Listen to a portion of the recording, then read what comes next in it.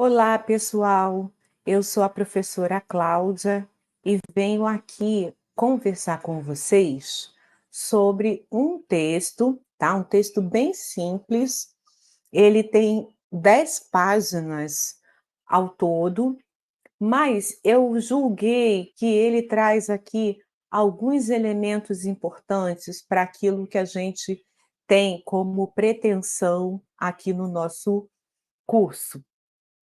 O título desse texto é a criatividade, é criatividade em indivíduos com transtornos de e dificuldade de aprendizagem, revisão de pesquisa. Os autores, eles estão fazendo uma pesquisa, tá? Que tem como foco a criatividade em indivíduos, e eles estão, né, olhando para esses que têm transtornos e dificuldades de aprendizagem, né, e aí eles vão fazer uma pesquisa bibliográfica, né, uma revisão da pesquisa. Os autores, né, aqui são psicólogos, né, a gente está buscando aí em outro campo do conhecimento científico, são os professores Raoni Jandé Roama Alves e Tatiana de Cássia Nakano, ambos são da Pontifícia Universidade Católica de Campinas. E o que eles pretendem nesse texto é buscar, dentre as produções científicas, sejam nacionais e internacionais, e aí eles vão se ocupar, né, das produções que estão no Cielo, na PEPSIC, na CAPES, na BD-PD, e no internacional, né, as bases APA, ERIC, PubMed e Scopus. Eles não delimitaram delimitação de tempo, né, e eles estão buscando a relação entre criatividade e dificuldades barra transtornos de aprendizagem. Eles levantaram, né, fizeram um levantamento de 57 produções internacionais e 5 nacionais, e perceberam que não houve diferença estatística significativa entre as médias das produções das últimas 3 décadas, e as investigações focalizaram principalmente o transtorno específico de leitura, dislexia, né. Eles utilizaram para essa pesquisa o uso da metodologia quantitativa e o emprego do teste de Torrance. O que eles mais contribuíram aqui, né, nós aqui da nossa leitura, por que esse texto é interessante para a gente? Porque eles concluíram que são necessários novos estudos sobre a temática, nos quais se caracterize melhor os grupos investigados e a nomenclatura utilizada. Então, dentre essa pesquisa, eles concluíram, né, algumas coisas que estão aqui sendo preciosas para nós, que estamos nos debruçando sobre os transtornos de aprendizagem, né, porque aqui no nosso curso, a gente está buscando fazer a diferenciação entre essas, né, que têm origem neural e as que podem ter a origem ambiental, né, o contexto. A primeira, né, onde a gente está chamando de transtorno, e essa segunda que a gente está chamando de dificuldade. Mas como os próprios autores estão demonstrando aqui, há muita dificuldade de separar um do outro na literatura, e muitas vezes, sob a rúbrica do transtorno, né, cabe tudo, né, tanto o transtorno quanto dificuldade. Então, isso é bem importante para que a gente, né, aqui possamos situar o nosso estudo. E eles começam falando exatamente isso, que os transtornos de aprendizagem é um termo global, né? Um termo global que vai falar das dificuldades inerentes à aquisição e o uso de habilidades acadêmicas, como leitura, escrita e matemática. Então, o transtorno, ele termina reunindo todas essas duas, né, esses 2 termos. de uma forma, assim, não vou dizer banalizada, mas de forma corriqueira, né. E, obviamente, se refere, né, a algo que estaria aí acompanhando o indivíduo ao longo da sua existência, né, e que vem acarretando, né, que pode gerar características crônicas, comorbidades emocionais, como depressão e transtorno de ansiedade, e que muitas vezes, né, necessita de intervenções específicas e adequada a cada caso. Agora os autores, eles vão fazer uma coisa que achei bem interessante, que é buscar separar, né. Nesse primeiro parágrafo juntou tudo sobre o termo transtorno de aprendizagem, agora no próximo eles vão buscar separar, onde eles falam assim: "Os transtornos de aprendizagem são decorrentes de funções do sistema nervoso central e relacionados a uma falha no processo de aquisição e processamento da informação". Isso seriam os transtornos. Diferindo das dificuldades de aprendizagem, pois esse último quadro decorre de questões relacionadas a problemas de ordem pedagógica, emocional ou sociocultural ou quadros neurológicos. Por que eu estou aqui, né, no nosso curso, insistindo para a gente diferenciar, né? Embora o nosso curso, né, ele se chama Transtornos de Aprendizagem, né, pegando aquilo que os autores falaram ali no primeiro parágrafo, né, simplesmente nos reportando a condição de dificuldades, né, na habilidade da leitura, escrita e matemática, né, que pode acompanhar ao longo da vida. Mas quando a gente começa a mergulhar, né, assim, a esmiuçar aqui o nosso curso, a gente sente essa necessidade de separar, né, mesmo porque, né, se a gente olhar enquanto profissional, né, enquanto assistentes sociais, a gente vai ter, né, uma contribuição talvez, assim, eu vejo de uma ordem mais contributiva, né, para ali o enfrentamento, quando a gente fala de dificuldades, né, porque essas, como eu falei, né, estariam mais na ordem daquilo que é pedagógico, emocional, sociocultural, né. Pode envolver o quadro neurológico, mas o quadro neurológico, né, esse é mais afeto aí aos transtornos. É claro que o assistente social também vai poder contribuir naquilo que são os transtornos, mas como eles, né, têm uma origem, né, mais focada, né, naquilo que é a fisiologia, digamos assim, né, outros profissionais da área de saúde, né, e também da área pedagógica, teriam uma contribuição mais direta. Obviamente que nos 2 a gente vai atuar dentro daquilo que é, né, a conquista de direitos, o acesso a serviços, benefícios, garantias instituídas, certo? Nos 2 casos, a gente também vai atuar, né, para o relacionamento familiar, né, aquilo que possa ser o bem-estar da criança e do adolescente, nesse caso, da pessoa com deficiência, nos 2 casos, né. O que eu vejo é que nesse que se refere à dificuldade, o profissional pode compor, né, junto com os envolvidos, talvez um cenário onde possa ser mais favorável na prevenção e naquilo também que é o enfrentamento, mas, né, só assim minimamente uma percepção, mas tanto no transtorno quanto na dificuldade, nós assistentes sociais, né, podemos buscar a nossa contribuição. Então, posta essa diferenciação, os autores trazem de novo a gente para ambiguidades, imprecisões que estão na literatura e que contribuem muitas vezes, né, para aquilo que está lá no primeiro parágrafo, que é associar tudo sobre o mesmo termo do transtorno. E aí, dessa vez, eles vão buscar, né, no Manual do Diagnóstico Estatístico das Perturbações Mentais, o DSM, né, 5 TR, que é da American Psychiatric Association, né, a APA,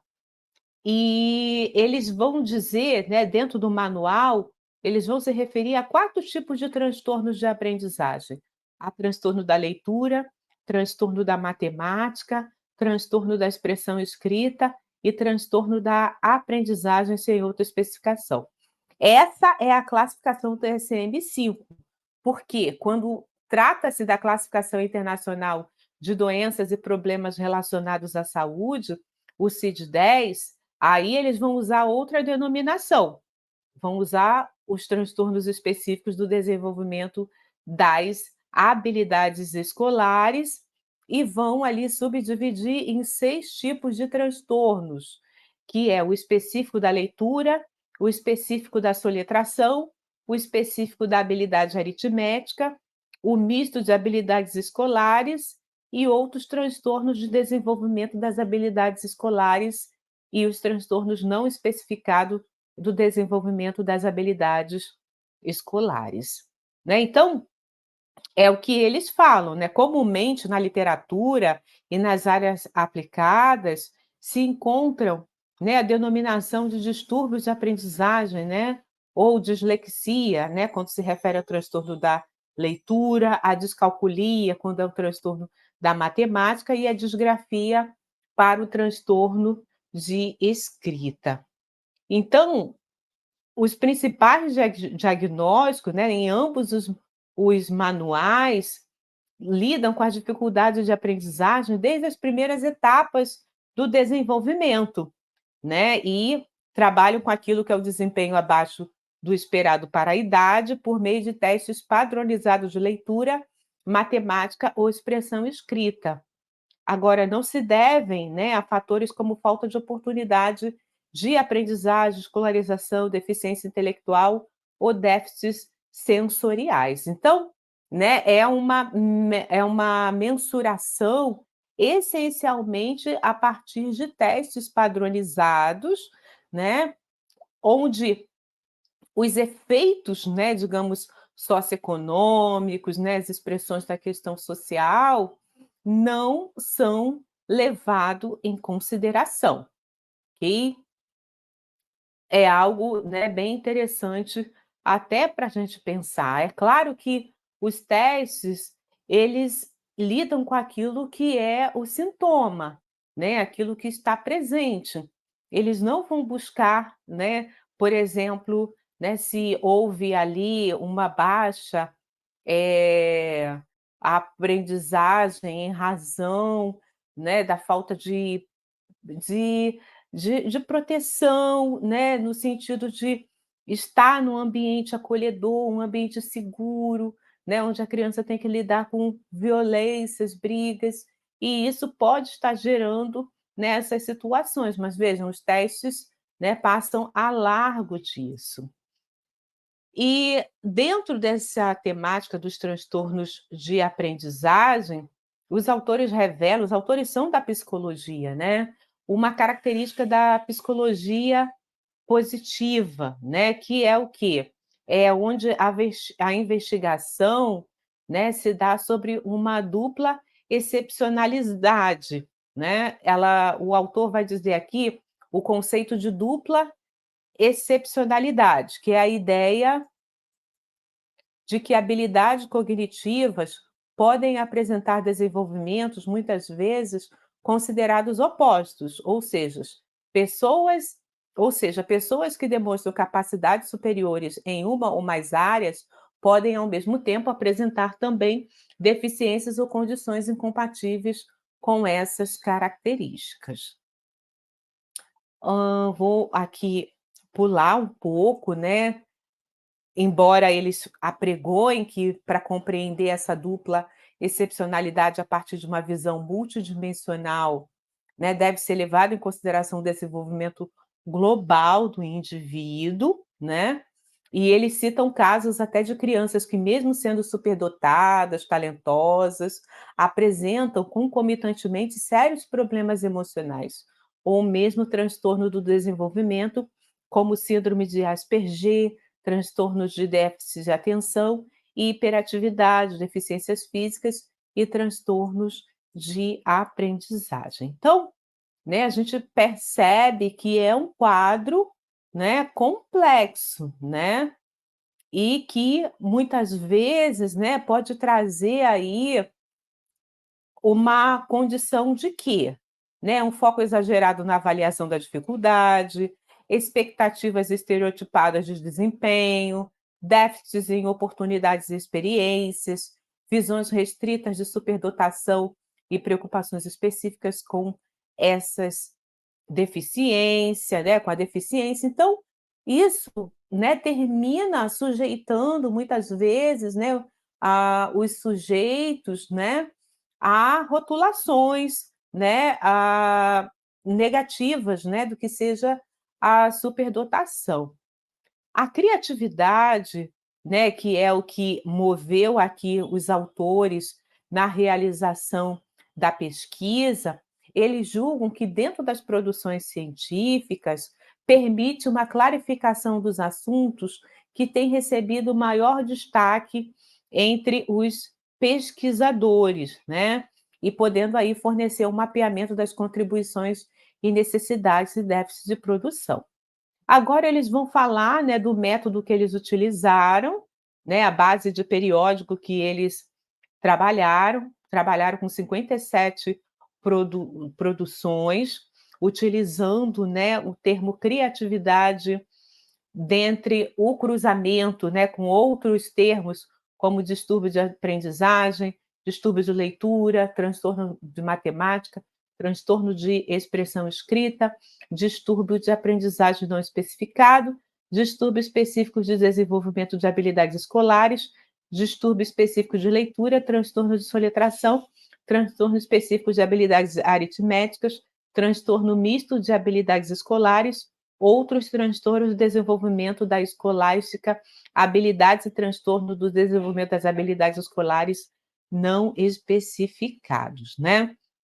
Então, eles foram combinando, né, ali os termos dentro daquilo que eram as produções ali levantadas, né? A pesquisa foi realizada em março de 2012, e aqui eles estabelecem quantos artigos por base eles adotaram, tá? Não vou aqui adentrar nesse aspecto, tá? Metodológico da pesquisa, mas principalmente quem tem né, aí o desejo de conhecer, né, como que se dá esse processo de pesquisa por meio da pesquisa bibliográfica é muito interessante, né, porque muitas vezes eu falo porque eu também trabalho com pesquisa, fui professora de pesquisa durante muito tempo, e o que acontece é que, para a maioria, o levantamento bibliográfico é, né, o trabalho de pesquisa literária, e não é bem assim. Eu vi isso, né, eu comecei a ter esse despertamento durante o meu doutorado, que eu tive a necessidade de trabalhar com uma base muito grande de produções, eu precisava afunilar, então foi aí uma aprendizagem, e eu entendo aqui, né, os professores escrevendo esse processo metodológico deles. E aí eles vão chegar aqui a algumas conclusões, lembrando que é uma pesquisa, né, com base quantitativa. Também não vou me deter aqui, né, aquilo que eles estão aqui fazendo como considerações desse levantamento, porque o que me interessa aqui mostrar para vocês é exatamente, né, esses achados, sobretudo sobre o termo transtorno de aprendizagem, né, e como que isso pode ser sanado, né, embora que os autores aqui falam, né, que na pesquisa deles, eles não sanaram, né, essas dificuldades, muito pelo contrário, né, eles perceberam aí a necessidade, né, de mergulhar ainda mais na literatura e ter aí uma percepção de como que esses que produzem conhecimento, né, lida com essa terminologia nos seus trabalhos, tá? Porque isso aqui é o atravessamento também da pesquisa aqui dos autores. E aí, né, passando toda essa etapa aqui, que honestamente, para nós aqui, nesse contexto, né, pode aparecer aí que em outro contexto você veja isso como um ganho, né, fazer essa leitura mais detalhada daquilo que foram os dados quantitativos encontrados nessa pesquisa, né, mesmo porque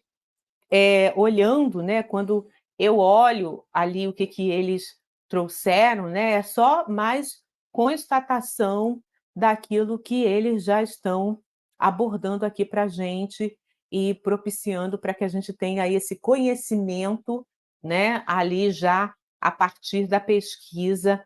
que eles realizaram. Então, né, o que que a gente precisa compreender aqui desse trabalho é exatamente esse esforço dos autores, né, de fazer com que, possa compreender dentro da literatura, e olha que eles trabalharam com literatura brasileira e internacional, essa construção, né, da dificuldade de aprendizagem, que muitas vezes, né, e aí eles estão dizendo aqui, que muitas vezes pode ser utilizado como sinônimo de transtorno de aprendizagem, e assim causar confusões sobre qual quadro em específico foi estudado, até mesmo levantar as conclusões errôneas sobre as dificuldades das aprendizagens e transtornos de aprendizagem, né. E aí, no caso aqui da pesquisa, eles falam, né, preciso padronizar os termos utilizados nas pesquisas, pois nisto facilitará a compreensão dos indivíduos nela envolvidos, né. E, assim, é exatamente, né, por essa conclusão que os autores estão aqui concluindo que eu vi, né, um achado nesse texto, e olha que os autores trabalharam com a própria literatura, né, então, aqui a última frase, né, que eles trazem, hã apesar disso, a amostra levantada forneceu possibilidades para uma análise do que vem sendo produzido e encontrado sobre a temática, assim como questões e procedimentos metodológicos que ainda devem ser respondidos e mais bem formulados para que haja conclusões mais sistematizadas sobre as relações entre as dificuldades e os transtornos de aprendizagem com a criatividade. Embora, né, a criatividade não seja aqui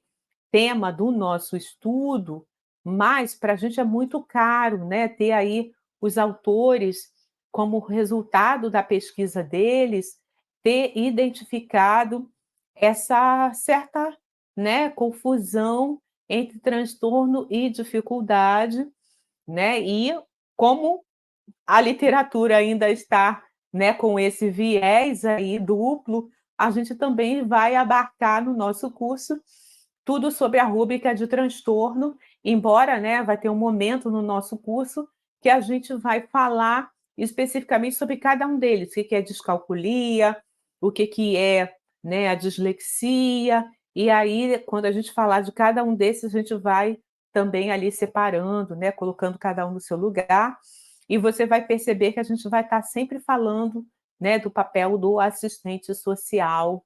nessa condição. Pessoal, assim, né, eu lembro de Marildo Yamamoto, né, porque, assim, obviamente, a gente vai buscar, né, dentro de outros saberes, trazer, assim, informações que possam nutrir, né, aquilo que é o nosso olhar e embasar também o nosso trabalho, porque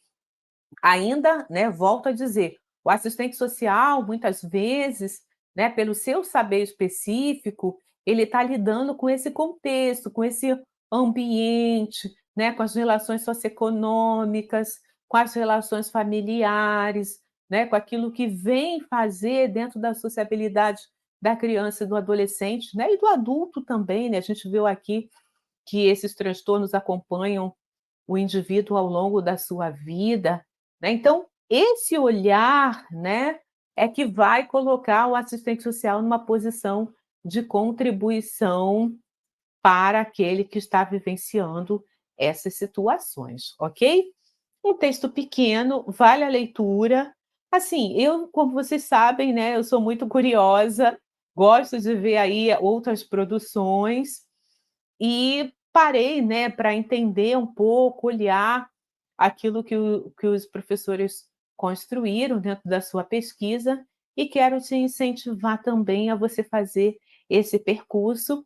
né, e obviamente, assim, à medida que o assistente social se insere na educação, né, a gente ainda está, assim, meio que, né, nos